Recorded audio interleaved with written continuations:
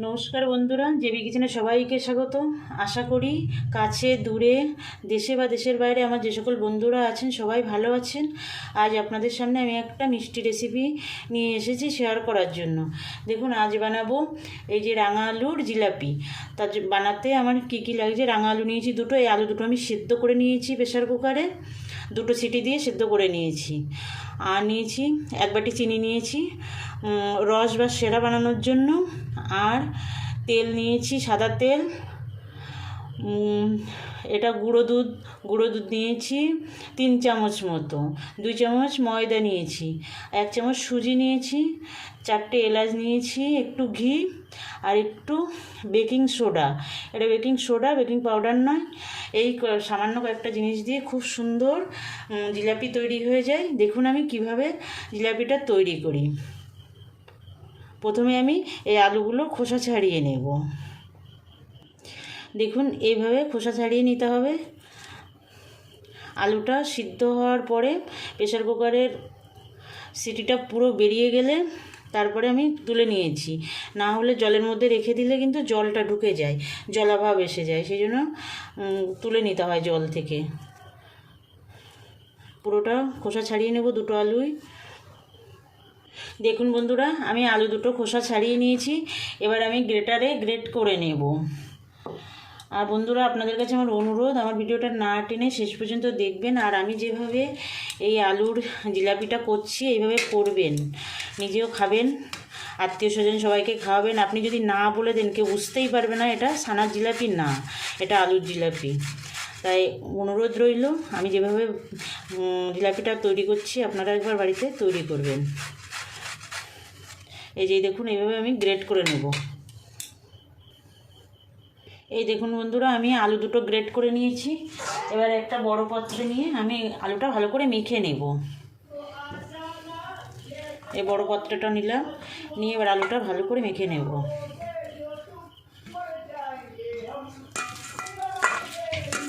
এভাবে খুব সুন্দর করে মেখে নিতে হবে। দেখুন বন্ধুরা, আমি এই যে মেখে নিয়েছি, এই আলুটা এক সাইডে রেখে দেব। রেখে দিয়ে আমি যে গুঁড়ো জিনিসগুলো নিয়েছি সেইগুলো আমি একসঙ্গে মিক্সড করে নেব। এই যে 2 চামচ ময়দা নিয়েছি এখানে। ময়দা কিন্তু খুব বেশি দেওয়া যাবে না, কিন্তু আপনাদের যদি আলুর পরিমাণ কম বা বেশি হয় সেক্ষেত্রে বাড়িয়ে বা কমিয়ে দিতে হবে। এবার 1 চামচ আমি সুজি নিয়েছি, এই যে দিয়ে দিলাম। বেকিং সোডা নিয়েছি, দেখুন একদম অল্প, বেশি দেওয়া যাবে না, 1 চামচের 4 ভাগের 1 ভাগ হবে। এবার আমি গুঁড়ো দুধটা দিয়ে দেবো এর মধ্যে, দিয়ে সব একসঙ্গে মিশিয়ে নেব।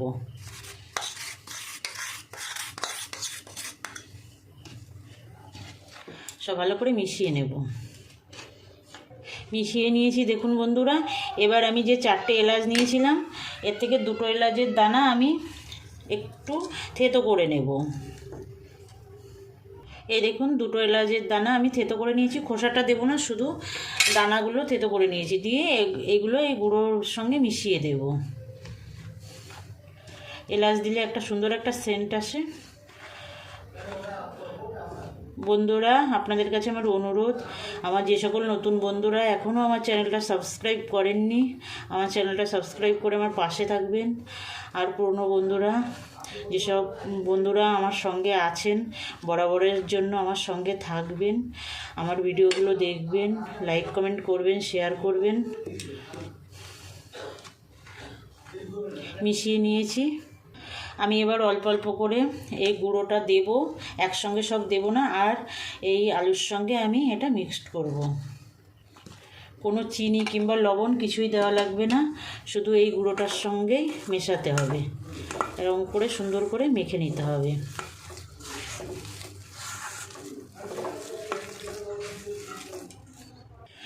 বাকি যে গুঁড়ো আছে সেটা দিয়ে দিলাম, দিয়ে মিশিয়ে নেব। দেখুন বন্ধুরা, এই যে এই ডোটা কিন্তু এরকম চটচটেই হবে। চটচটে দেখে কিন্তু আপনারা বেশি করে ময়দা দিয়ে দেবেন না, ময়দা দিয়ে দিলে কিন্তু ভালো হবে না। এবার আমি একটু ঘি দিয়ে দেব। ঘি দিলে অনেকটাই চটচটে ভাবটা চলে যাবে। ঘিটা দিয়ে মেখে নেব। এই ঘিটা কিন্তু দিতেই হবে বন্ধুরা, ঘি দিলে অনেক স্বাদ হয়, খুব ভালো লাগে খেতে।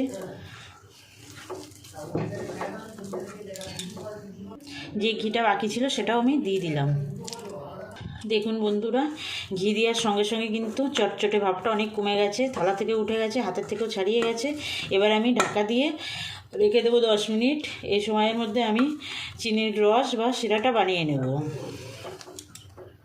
চিনির রস বানানোর জন্য আমি একটা কড়াই বসিয়ে দিয়েছি। এই যে এই বাটির 1 বাটি চিনি আমি দিয়ে দেবো, এই বাটিটি 1 বাটি জলও দেবো।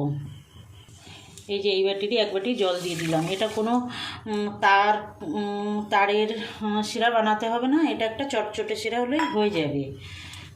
এবার আমি এটা জ্বালিয়ে নেব, চিনিটা মেল্ট হওয়া পর্যন্ত জ্বালাবো এটা। দেখুন বন্ধুরা, চিনির রসটা ফুটে উঠেছে। আমি এবার এই যে আর যে 2টো এলাচ ছিল সেটা থেতো করে আমি এর মধ্যে দিয়ে দেব।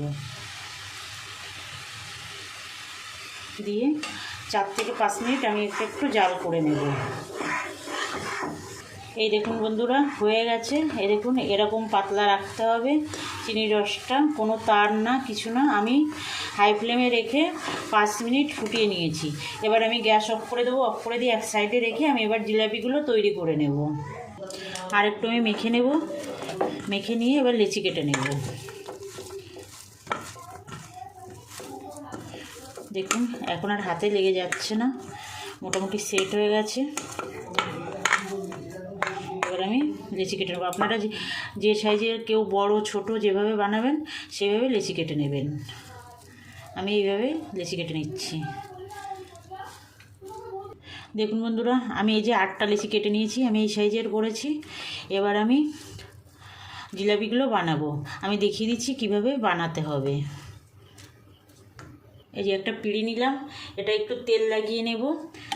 তেল বা ঘি যাই হোক একটা লাগিয়ে নেবেন, না হলে এটা লেগে যেতে পারে। এবার এটাকে লম্বা করে নিতে হবে।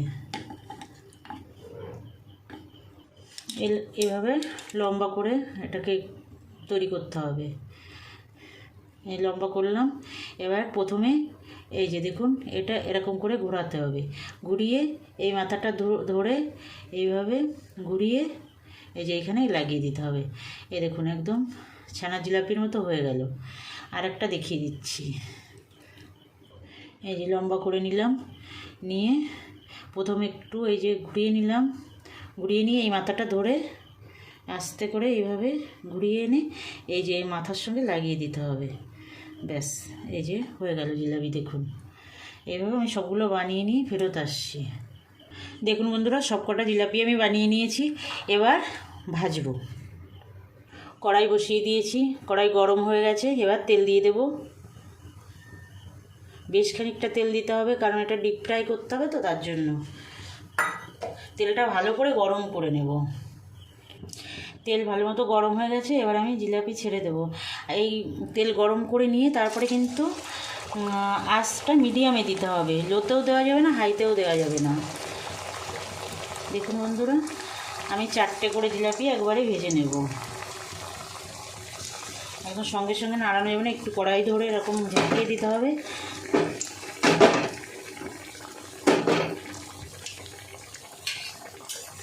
দেখুন মোটামুটি ভাজা হচ্ছে। এবার আমি উল্টে দেব। এইভাবে আস্তে করে উল্টাতে হবে, নাহলে ভেঙে যেতে পারে, নরম তো, এই জন্য আস্তে করে কাজটা করতে হবে।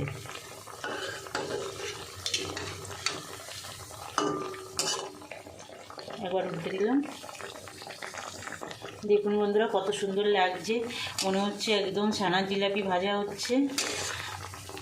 আস্তে আস্তে করে মিডিয়াম আছে 4-5 মিনিট ধরে ভালো করে ভেজে নিতে হবে।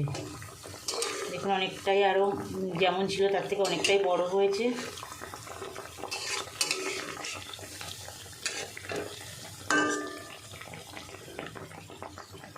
দেখুন বন্ধুরা, ভাজা হয়ে গেছে। আমি এবার তুলে নেব। আমি একটা আলাদা প্লেটেই তুলবো, কারণ সরাসরি এখান থেকে দেবো না, অনেক সময় তেল ঠেল উঠে যায়, সেই জন্য আলাদা প্লেটে তুলে তারপরে রসের মধ্যে ফেলবো। এই যে এরকম করে আমি একটা আলাদা প্লেটে তুলে নিচ্ছি।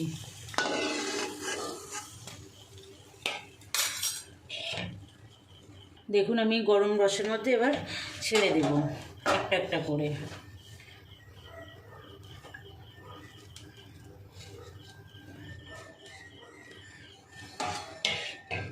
একটু উল্টে দেব, উল্টে দিয়ে এটা ঢাকা দিয়ে রেখে আবার বাকিগুলো আমি ভেজে নেব।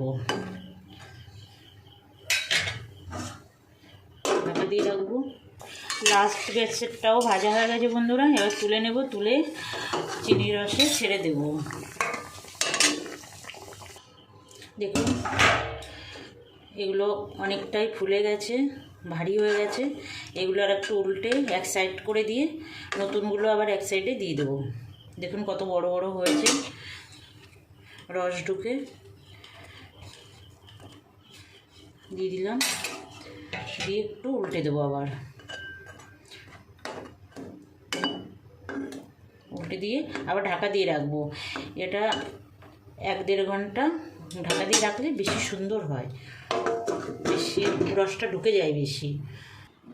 দেখুন বন্ধুরা, বাড়িতে থাকা সামান্য উপকরণ দিয়ে কত সুন্দর জিলাপি তৈরি হয়ে গেল, তাও আবার লাল আলু দিয়ে, লাল আলু বা রাঙা আলু দিয়ে বানাবেন বন্ধুরা। এটা দেখতে যতটা সুন্দর হয়েছে, খেতে কিন্তু তার থেকে আরও অনেক অনেক ভালো, দুর্দান্ত হয় খেতে। বানাবেন একবার। আপনাদের বানানোর অনুরোধ জানিয়ে আজকের ভিডিওটা এখানে শেষ করছি। আবার দেখা হবে নতুন কোনো ভিডিওয়। নমস্কার।